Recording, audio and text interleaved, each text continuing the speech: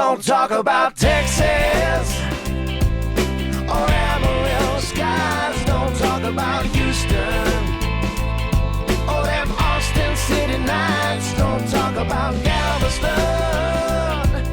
or sweet, sweet Abilene. Don't talk about Texas.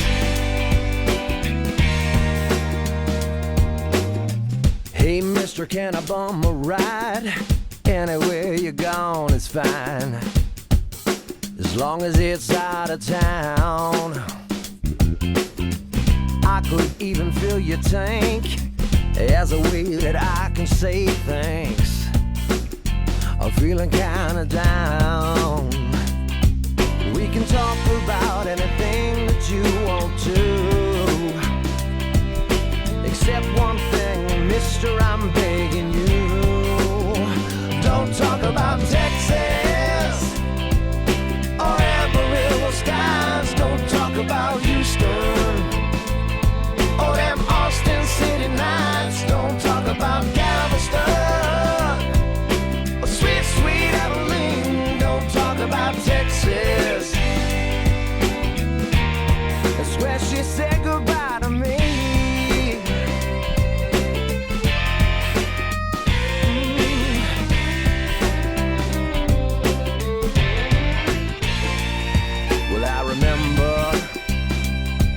When she fell in love with me on that Corpus Christi beach, it felt so right. And I remember how her green eyes used to shine, and a taste on her sweet lips was like cherry wine. We can talk about any state that we've been through, except the one where I hitched this ride with you. Don't talk about Texas or Amarillo skies. Don't talk about Houston or them Austin City lights. Don't talk about Galveston or sweet, sweet Abilene. Don't talk about Texas. That's where she said goodbye to me.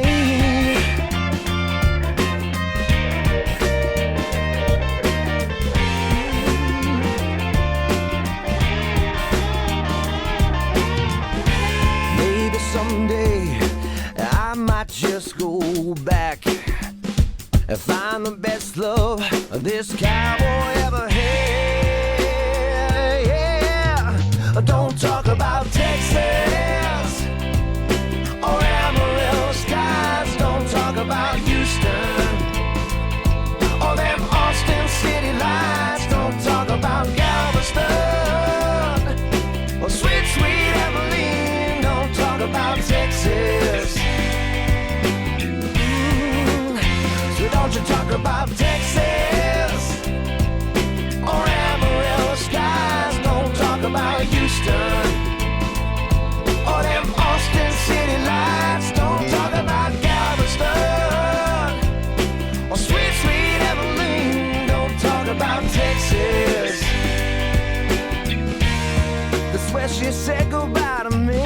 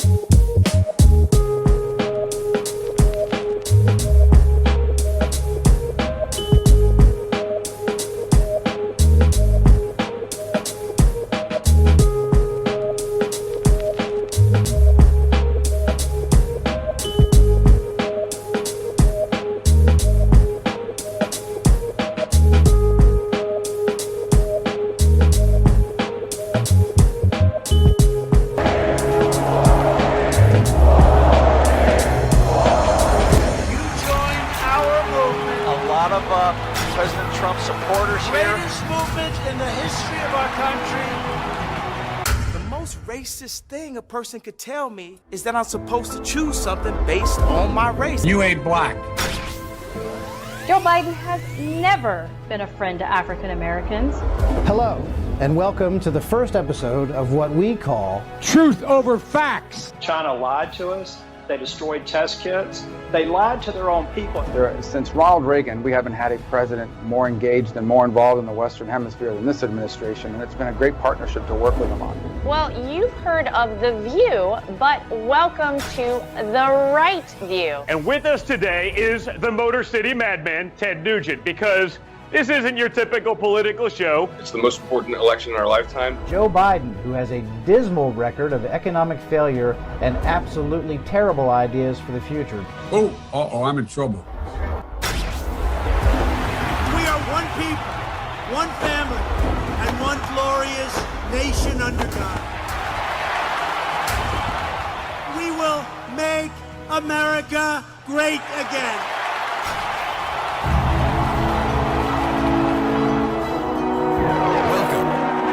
Team Trump Online.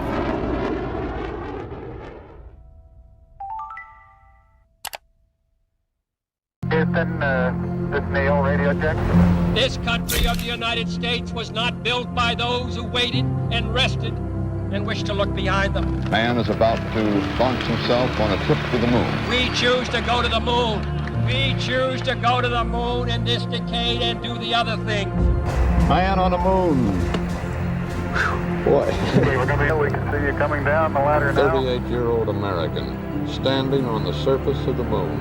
One small step for man, one giant leap for mankind. That magnificent moment, they did the impossible because they knew that together there is absolutely nothing Americans can't do. Now we are ready to begin the next great chapter of American space exploration. Liftoff. We have a liftoff. The vows of this nation can only be fulfilled if we in this nation are first. Once more, we will launch intrepid souls blazing through the sky and soaring into the heavens. Once more, we will summon the American spirit to tame the next great American frontier. And once more, we will proudly lead humanity. And that's what it is. It's humanity beyond the earth and into those forbidden skies, but they will not be forbidden for long. With guidance, navigation, and control. You're very important people. You have a great, great contribution. What you're doing has been incredible, but it will be even more incredible, far more incredible. Because we are giving you a platform the likes of which nobody has ever been given. Our nation of pioneers still yearns to conquer the unknown. Because we are Americans and the future belongs totally to us. Drop Dragon, loud and clear.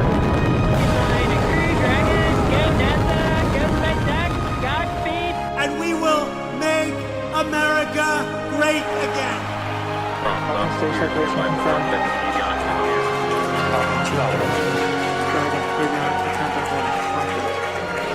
And back ignition.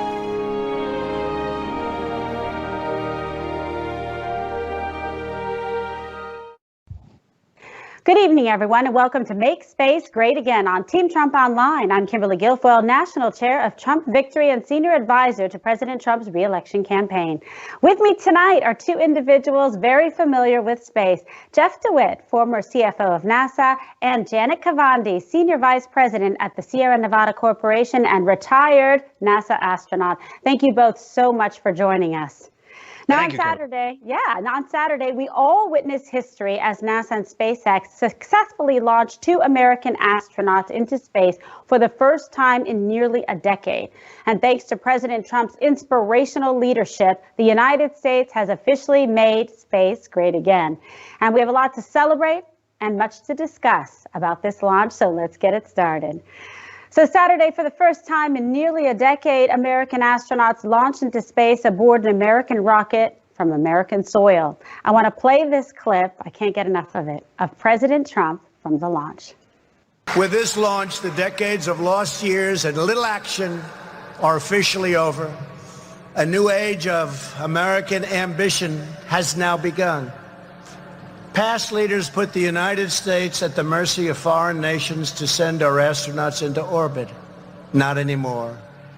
Today, we once again proudly launch American astronauts on American rockets, the best in the world, from right here on American soil.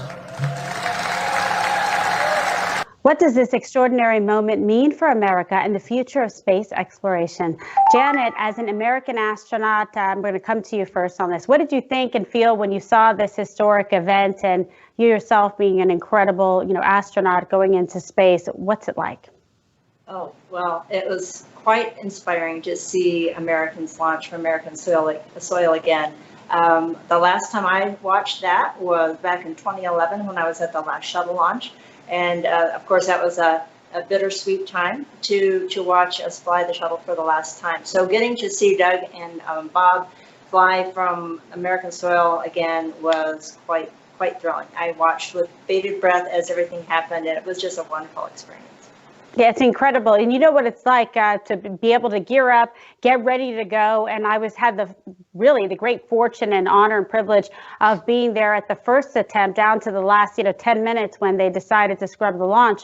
But it can be, I don't know, I can even only imagine what it's like to be there ready to go, suited up. And, just that anticipation, that feeling, that just, exhilaration. What's it like in those few moments right before? Oh, yeah, it's hard to describe. It's actually quite thrilling. It's something you've waited your whole life for. You've trained, you've gone to school, you've been selected, and you finally find yourself in that capsule. And you're sitting there and you're hearing all the noises that the vehicle makes. You're hearing the voices on the loops that, as mission control talks to you. And then you hear the countdown start. And then is when your heart really starts to pound. And you just can't believe that your dreams are coming true there at that moment. You are actually going to fly into space. And I remember that on my very first launch, which actually today is the anniversary of my first launch. So I remember that feeling. It came back to me watching Doug and Bob there on the pad and feeling that exhilaration, feeling your heart rate go up in anticipation of lifting off the pad is just indescribable. Pretty incredible, and to be a female astronaut. I mean, so many people just look up to you and really are just so incredibly grateful for your sacrifice and what you've been able to do for the country. And I'm sure it was just a special emotional moment when you were watching some of your fellow colleagues about to lift off, and to be able to have a successful mission like that, and from the specific area where in 1969 they launched. It's filled with so many historical moments and connections and anecdotes. It's great. Jeff, talk to me a little bit about what this means, that successful launch of SpaceX for America and for the country and going forward for space. It is unbelievable what President Trump and Vice President Pence have done for our country in reinvigorating our space program again. It's something that we've needed as a country for a long time. Just to backtrack 1 second, give a little plug for Janet, by the way. She's, having worked at NASA as the CFO, she's a legend among legends at NASA. So I'm really excited to get to do this with her. She was, when I was the CFO of NASA, she was the center director of one of our largest centers, Glenn Research Center. She's a 3-time shuttle astronaut. She went up 3 times. She has over 500 orbits of the Earth. She's been up in space longer than a month. I think it's 33 days, if I'm not mistaken. Today is the anniversary of her first launch. She's traveled over 13 million miles in space. So just so we know who we're sitting with here, she is a legend. I mean, Janet, you're a rock star. You're like a space all-star. That's incredible. Even at NASA, where we have astronauts walking around, Janet is a legend and a rock star among the rock stars. So I'm so overjoyed to be here with you today, Janet. It's amazing. And I have to tell you, women that are watching this program tonight, and we have over 1 million viewers, some nights over 2 million and upwards on these Team Trump Online. Can imagine the amount of people that you're reaching and inspiring and hearing your story. I hope someone out there is listening to this, and whether it's, a boy or a young girl or an adult thinking about, wow, this is incredible. If you can do something like this, like everything, is possible. And that's what we really want. It's an inspirational message. And President Trump brought this back again to the country. Instead of exporting it to other countries like Russia and others, we're doing it here with American innovation, with American rockets on American soil. And this is right in keeping with his America First policies. God bless. It's amazing. And Jeff, you're hired. You're better than Wikipedia. You just gave like Janet's file, like boom, boom, boom. I love it. Now, one more thing on what this administration's done is this administration, one of the first things President Trump did in office was to reconstitute Space Council and appointed Vice President Mike Pence to be the chair of the Space Council. And they issued right away Space Policy Directive 1, which ordered NASA to go back to the moon. So very exciting thing. If you look at the previous administration under President Obama, they canceled what's called Constellation. They canceled the big human exploration part of NASA. Who cancels the space program? I mean, do people want more of that? That's Obama, Biden, no. Right, exactly. And that's what we'd go back to if Biden were to win this election. We could go back to canceling all these space programs. It is so exciting what this administration has done for NASA. And, working firsthand as the CFO of NASA and seeing how much President Trump cares about what we do. If I ever had a need at NASA, he was right there to talk to get us what we needed. He really does care about the future of the space program. And you're seeing that played out. You saw that this weekend. And again, as you keep saying, which I love saying, the first launch since 2011 of an American astronaut from an American rocket on American soil. Thank you, President Trump and Vice President Pence. My God, amen. We certainly do thank them. And we want to keep this innovation going and this respect and curiosity and innovation as it relates to the U.S. space program going with President Trump and Vice President Pence. You're absolutely right. And this launch did make history, as you said, as the first time a commercial aerospace company helped carry astronauts into space. So, Jeff, I'm going to tag back to you again about this. How does this example of a critical public-private sector partnership between NASA and SpaceX lay kind of the foundation to the future of space exploration? And why is this so important beyond like the thrill and being part of a space exploration? Why is it important for the sustenance and the longevity of space programs and development going forward? Well, the first thing, we all know the private sector does a much better job of pretty much everything than the government can do. Now, NASA has been an exception to the rule for a long time, but to get to leverage now the private sector and these commercial companies allows us access to more money, more human capital, more innovation, to do a lot more faster. And what you saw was actually just the tip of the iceberg. So we saw SpaceX just because they came up first. What you're going to see also very soon, you're going to see Boeing launch privately commercial astronauts to the space station. As you see over Janet's shoulder there's something called Dream Chaser, which is, to me, one of the most exciting things that we're building right now. That is actually, Janet is now in charge of building that very thing. And what that is, and I like to characterize it this way, it's kind of a future space shuttle. So this could be enabled to carry, right now it's going to carry cargo to the space station. It could be enabled to carry human beings to the space station, astronauts. And right now what you're seeing with SpaceX and Boeing on the commercial crew program is they're doing capsules with parachutes, which is great. We're launching from American soil. What you're going to see when Dream Chaser launches is another space shuttle. It has wings. It can land at any runway over 10,000 feet. You could theoretically land that at San Francisco International or anywhere else, Houston, tons of airports. And so we're building the future. This is all because, and that's because of a partnership with Sierra Nevada Corporation that NASA has, so which has been a great partner to NASA. So you're seeing all of these things come together now, and it's very exciting, and it's growing. You have Elon Musk with SpaceX. Don't forget Jeff Bezos, the richest man in the world, has a space company called Blue Origin, and they're involved with helping us build our human lander. So when you see humans, the next people to walk on the surface of the moon, thanks to President Trump and Vice President Pence in giving us this initiative, these will also be commercial partners like this helping us get there. You're going to see the first female astronaut walk on the moon in history. It's going to be a great thing, and this is all thanks to this administration. It's wonderful what's going on. I cannot wait. And, Jen, a lot of people are at home and they're just wondering, can you imagine, your colleagues that are up there in space? Can you tell us, based, on your experience and everything, what they might be kind of going through right now, what they're working on, what's happening? Give us sort of a glimpse into that world. Sure. Yeah, so we have the International Space Station, which is orbiting the Earth all the time, a little over 200 miles up there, and it provides a really nice environment, a microgravity environment in which to do experiments. So we can do medical experiments, we can do material science experiments. So the astronauts, when they first arrive, they join some other astronauts who are already up there. It's usually an international group of people. And they join other people and they start working on whatever their tasks are. They have a very tight day. You're very well scheduled all through the day with one task to the next task. You also build in exercise equipment, exercise time with specialized equipment. That's to help prevent your bones from deteriorating from the lack of gravity in space. So you need to keep your bones dense and your body healthy. So there's a lot of exercise time built in as well. So they're up there doing all kinds of experiments, doing Earth observations, doing flame experiments, doing biological experiments. All of that helps us prepare our people for the next step, which would be go to the moon and eventually onto Mars. And the more we can learn in low Earth orbit and fix all the problems that we find there, the better it will be whenever we get to the surface of the moon and Mars.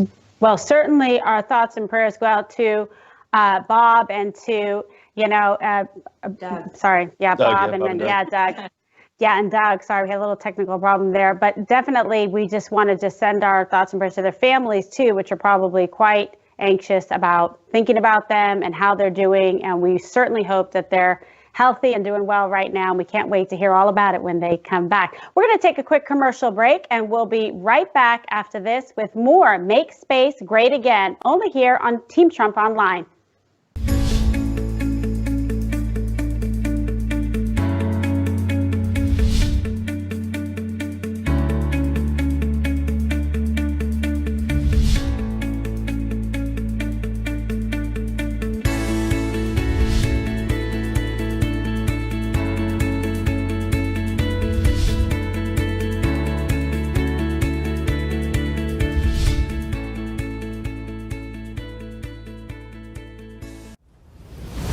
In 2016, we built an unbeatable operation that changed history. Now, we unveil our next breakthrough. The exclusive Trump 2020 app. This isn't just an app. This is your source for real news, not fake news. Straight from the campaign and the president himself. This is your direct line to give input on key campaign issues. Your portal to register voters. Host MAGA meetups. Your scheduler, your application on becoming a Trump team leader. Join millions and get a front row seat to our virtual events. Watch Team Trump every night at 8 p.m. Eastern Standard Time. Earn points, get rewarded, get the presidential photo. Oh, and did we mention this is your personal shopper too? So just to repeat, this isn't just an app. This is your tool to keep America great. Join the army for Trump and download the app today.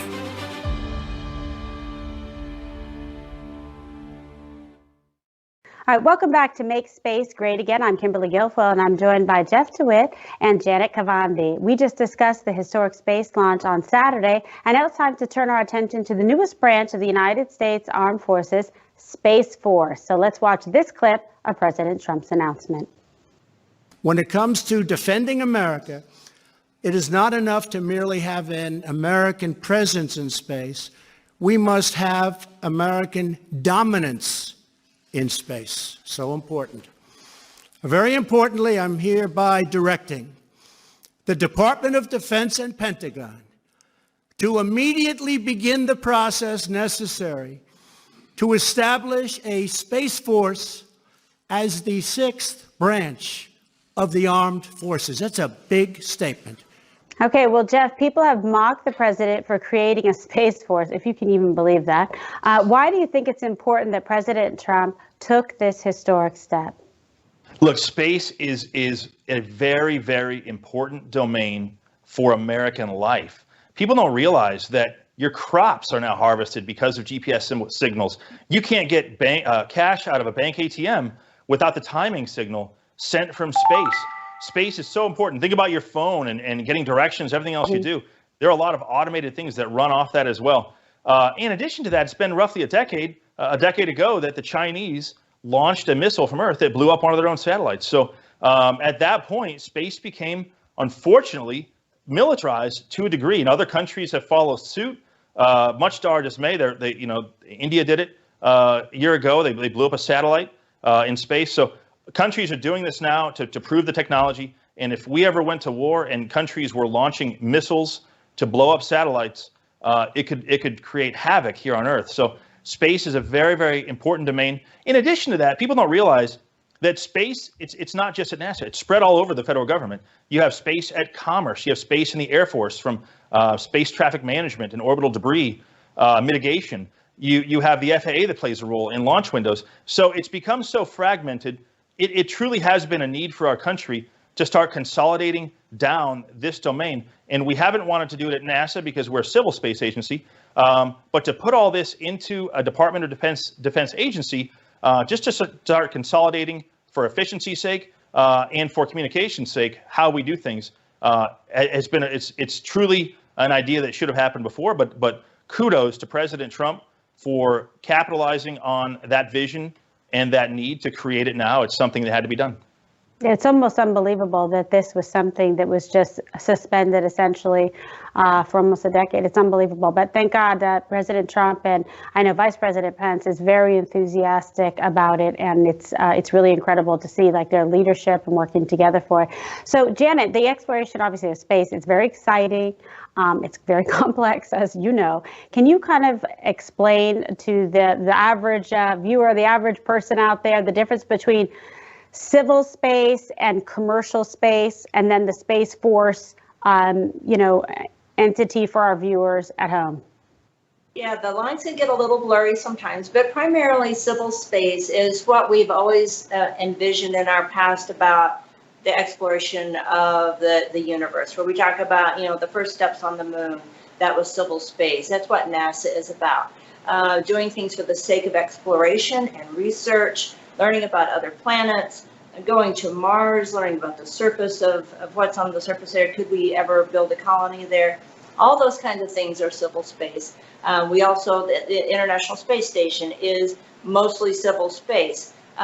What we've done now is incorporated commercial space into the civil world, where, as we just talked about, the SpaceX launch is a commercial supplier of a space vehicle. The Sierra Nevada Corporation, owned by Aaron and Fadi Osman, they invested a lot of their own personal money to build this vehicle that you see behind me. That is commercial space. We talked about Jeff Bezos of Amazon. He's been investing his money in commercial space. And then we have the traditional players too, the Boeings, the Lockheed Martins, the Northrop Grumman, all those traditional players that have always been there working in commercial space as well. In addition to what Jeff mentioned, like the satellites that help our communications happen so that we can talk on our cell phones. All of that is commercial space.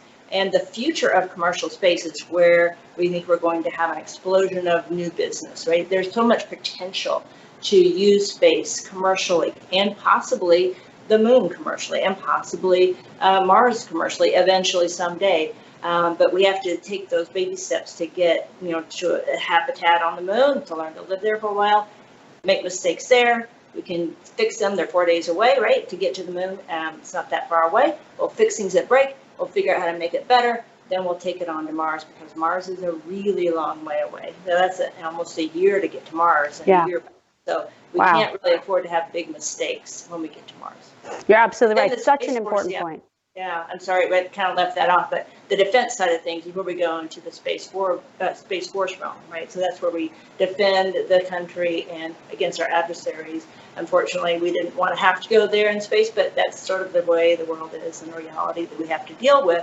So that's yet another aspect of space. All right, fantastic. And thank you both. We're going to take one final break. We'll be right back for more Make Space Great Again on Team Trump Online. Stay with us. I'm Donald Trump, and I approve this message. My administration will take all necessary steps to safeguard our citizens from this threat. hysterical xenophobia. Be giving Americans a false sense. Is it accurate that if these steps had not been put in place, it could have been 2 billion people dead here in the United States? Yes. No matter how hard they try to stop us, they can't. We built the greatest economy the world has ever seen, and we're going to do it again. Together, we're beating back the invisible enemy. What the federal government did was a phenomenal accomplishment. Through it all, the world has witnessed the unyielding resolve of our incredible American people. Promise made, promise kept. And I'm fighting for you, and I love doing it with everything that I have. And you know that. With the grace of God, we will win this war, and we will win this war quickly. And we will make America great again.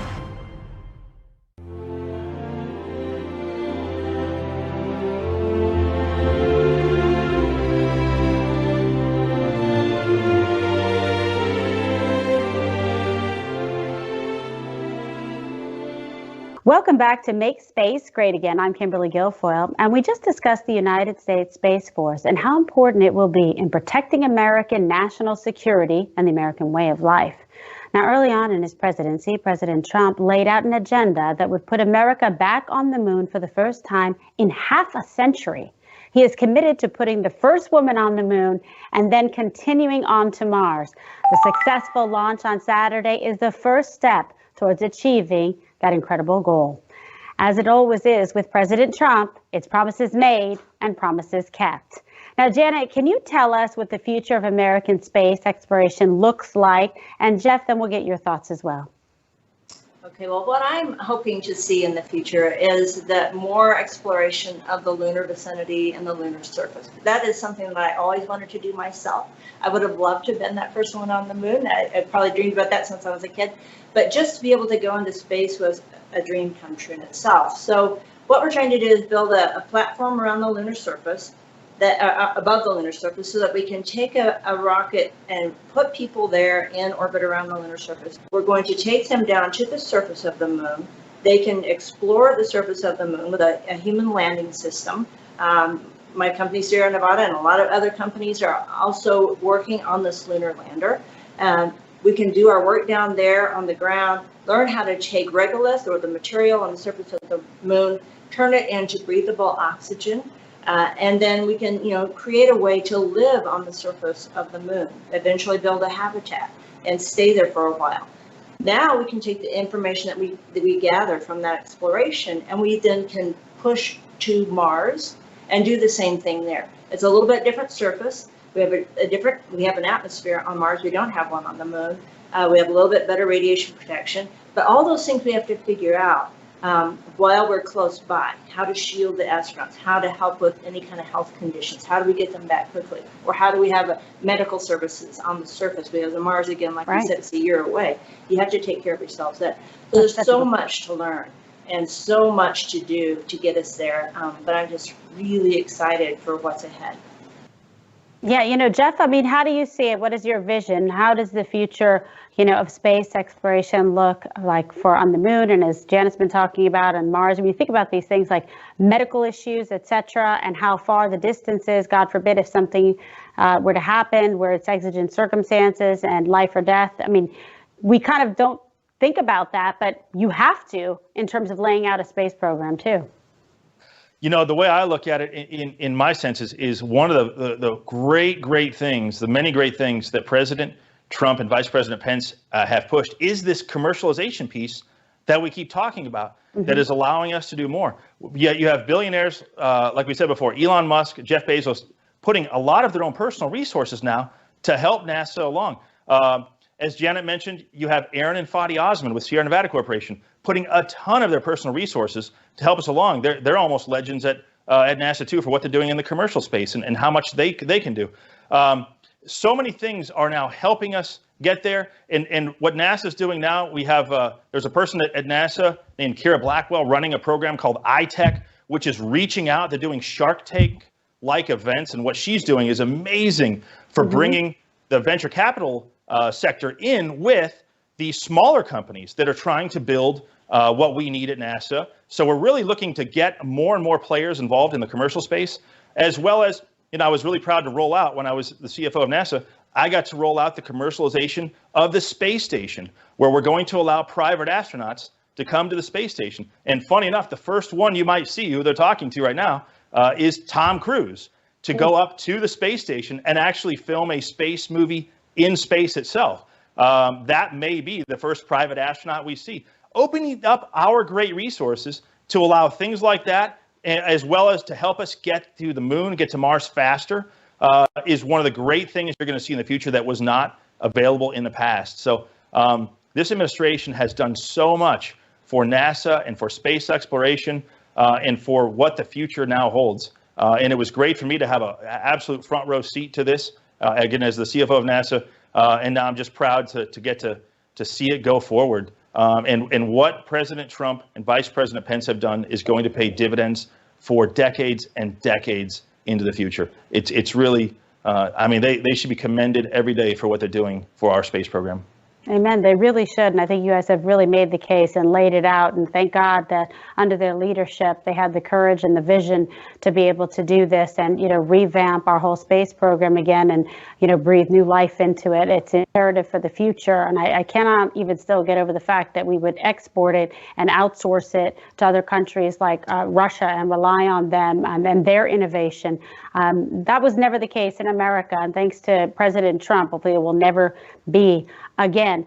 Jen, I want to get you to take a quick look here about the clip of POTUS talking about the future of space plans in America.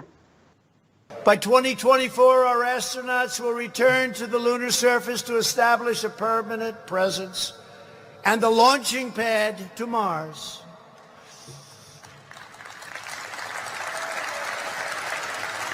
And the first woman on the moon will be an American woman, and the first nation to land on Mars will be the United States of America. Janet, can you discuss the Artemis program, and do you have some words for all the little girls who want to grow up and become astronauts just like you, and the importance of the message that we have here to hear from President Trump? Yes, the Artemis program is very exciting. It is the return to the moon, to the surface of the moon by Americans. And it is something I mentioned earlier that I had always wished I could go to the moon as a child. Back in the day when I was growing up, there were no women astronauts, and so, but I had a great dad who told me that I could always do whatever I wanted. So I never even thought about not going to space. I always thought, well, my dad said I can do it, so I can do it, So I think parenting is very important in helping us teach our children, boys and girls, that we can achieve our goals. So I will always attribute my ability to have done what I've done to his encouragement, and my mom as well. But I remember him specifically telling me those things. And then when I was in the astronaut office, I was director of flight crew operations for a period of time, and I was able to chair the astronaut selection board. And it's just so impressive today how many women are so qualified to be astronauts. 30 or 40 years ago, women weren't in the same kind of careers as men, but today we are. We're in all the same kind of careers that men are. Sure. I was able in that class where I chaired the selection board, it was the first time we've ever selected half women and half men into an astronaut class. So that was really phenomenal. And these were incredibly talented women, and you see them flying today. And maybe one of them is going to be the first one on the moon. I certainly hope so. But we've got an incredible group of people to choose from, men and women around the world. Of course, NASA's pretty choosy about who they select to go to space. It's a very expensive process and takes a lot of training, and it's not for the faint of heart. So big investment. So women who are strong little girls who grow up to be strong women are the kind of people that we want to put in space and have to be the first woman on the moon. Fantastic and well stated. Yes, go ahead, Jeff. I'll add to that, because I have 3 daughters, and my daughters all look at Janet Kavandi as an absolute rock star and a role model. And I can't think of any better role model than her and what she has done as a 3-time astronaut. But I have my middle daughter, Katie, absolutely is as far as all my 3 daughters, is the most ambitious in going to work at NASA later in life. Cool. She's only 12 right now. And she looks at what Janet's done, and she tells me she's going to be on Mars at some point. And what's great about America, and what's great about what President Trump and Vice President Pence are doing for our space program is that's actually possible. It is actually possible that in 15 years from now, or who knows when, that my daughter is walking around the surface of Mars. Anyone's daughter, anyone out there, your daughters can do this. And Janet Kavandi, sitting right here, is the proof of that. And so it's just amazing to see. It's such an inspirational agency, and space in general, what it does for humanity in the science and everything else. One more interesting tidbit. Sorry to interrupt you, Jeff, but both Doug and Bob that we just mentioned, you mentioned, Kim, about their families. Both of them are also married to female astronauts. So it's very unusual, but they both happen to be married to other female astronauts. So and they have astronaut babies too. So it's very cool. It kind of runs in the family at times. That's incredible. I love it. There should be like a Match.com just for astronauts. Then both of them are married to astronauts. There you go. That's pretty incredible. But, I love what you had to say, Jeff, and I'm excited. I look forward to the day that, one of your daughters will end up going into space or maybe on the moon or Mars.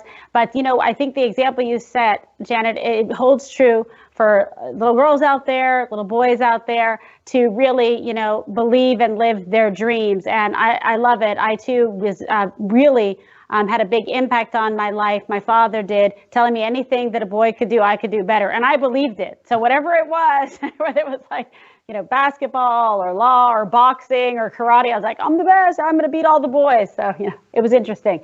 But that's what you have to do. You have to have someone in your life to inspire you. And I think both of you have done an incredible job of being inspirational with incredibly unique and fascinating careers. And I told my little boy, he was so excited to go to the SpaceX launch. He got to go and see all the behind the scenes, everything when we went there. The way they're able to do this, I said they worked really hard in school. They applied themselves. They had a goal. You've got to do great. So he's so excited. He said, I would really like to work with a math specialist throughout the summer. So I told him you got to be good at math and everything else and engineering to be an astronaut. So it's exciting. And I'm very grateful to have it as an educational encouragement tool to get him into space. So thanks you guys for that. Jeff, so can you just talk a little bit more about how President Trump is establishing America in terms of like our full potential to unlock space exploration? I think he actually has a vision for it. And do you really feel like the ultimate goal, we've been talking about Mars, travel to Mars is sort of the next frontier? Absolutely. And for anyone that wants to look at this, just go and search for space policy directives. So again, one of the first orders of business for this administration was to bring back the Space Council, which has then issued space policy directives, and you can Google the different ones and read about them. The very first one was for us to go back to the moon, and that's where a lot of this guidance is coming from. It didn't exist for 20 years. The Space Council, he brought it back.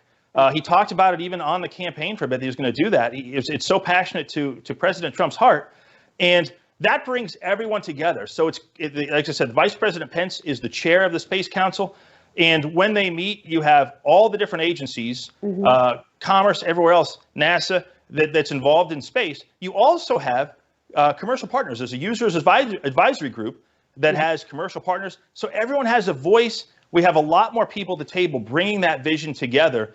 And when those space policy directives are issued, they give us very clear guidance and direction. And it brings, like I said, because space in the U.S. government is fragmented in many agencies, it brings everybody together at the table and allows us to work together to be efficient, not only with taxpayer dollars, but with time and every other government resource to get this vision done. This is something that was needed. It did not even exist in the previous administration. President Trump brought it back.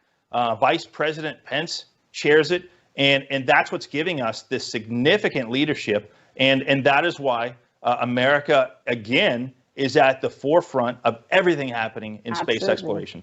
Fantastic and well stated. And I go to you, Janet, to get any kind of final thoughts to tell our viewers out there, the Americans watching this program tonight that are fascinated with our space program and feeling, optimistic and positive about the future. And part of this is that space innovation and the program going forward. Yeah, absolutely. I think there's only great things to look forward to in the future. We have the support, as you guys mentioned, to do great things in the future. You will see a combination of civil space and commercial space working together to get us to the surface of the moon with humans again, and then we will be pushing on to Mars. I am going to be so excited the first day that we can say we've landed humans on the surface of the moon again. That is going to be such a wonderful day. I have waited for a long time for that. It's, like I said, always been my dream. I'm fascinated with the moon and what we can do there and what we can learn there, and then how we can take that information and really, truly venture deeper into the solar system to go to Mars, to actually establish a colony on another planet. That's going to be a phenomenal day. And it's in our future. It's in our genetic code to explore. It's in our future to want to survive and to get further and further out there. And we can finally make all those sci-fi movies come true when we get out there and put people on another planet. Except for the scary alien ones. Hey, Kimberly, one other thing. One thing to add, we've talked a lot about inspiring girls and about women's STEM and the future, and we'd be remiss, and I'd hate to not mention the great work that Ivanka Trump has done in that department. Thank you. Yes, very true. And she has been so active in all of those things at NASA. She's been a resource for us. If we need anything, she also helps us get things done. But as far as women's STEM and even minority women's STEM goes, what Ivanka Trump has done, and I just don't feel like the press gives her the credit that she deserves, because she has been an absolute powerhouse in this administration for it. And so I want to make sure we mention that too, for NASA and in every other way. She's taken such a lead role in that, and it's been great to see. She really, thank you for saying that, because she doesn't get the credit that she deserves, but she doesn't do it for the credit. She does it because it's the right thing to do, and it's in her heart. That's why she's so good at it. It's very genuine. She wants to do anything she can within her power and her time and ability to serve this country, to lift up and empower women and young girls throughout not only just this country, but she's very inclusive throughout the world, and she's making a tremendous, impactful difference. And as you say, she's reaching beyond, and even in terms of the space program, she's doing that as well. It was great to be with her the other day, and she was able to bring her two of her three children, Arabella and Joseph, there, and I was able to bring Ronan, and it was wonderful to be able to share that with, the next generation. I can't thank you enough. I'm humbled by your presence here and honored by you joining us this evening and sharing your stories, your information, your intellect, and your passion for the space program and for this country. We need as many patriots as possible, like the two of you, to join our fight to keep America great, to make space great again, and to re-elect President Trump this November. And for those of you at home, here's how you can get involved. So to stay in contact with us, please text Trump to 88022. And another great way to get involved is by joining the Trump Victory Finance Committee. We are a nationwide network of volunteer fundraisers, or bundlers, as I like to call them, who play a crucial role in ensuring President Trump and the Republican Party's victory in November. And you at home can join our Trump Victory Finance Committee by visiting donaldjtrump.com/bundle or by texting bundle to 88022. Thank you all again for spending your evening with us. We will see you next time. And for this, we sign off.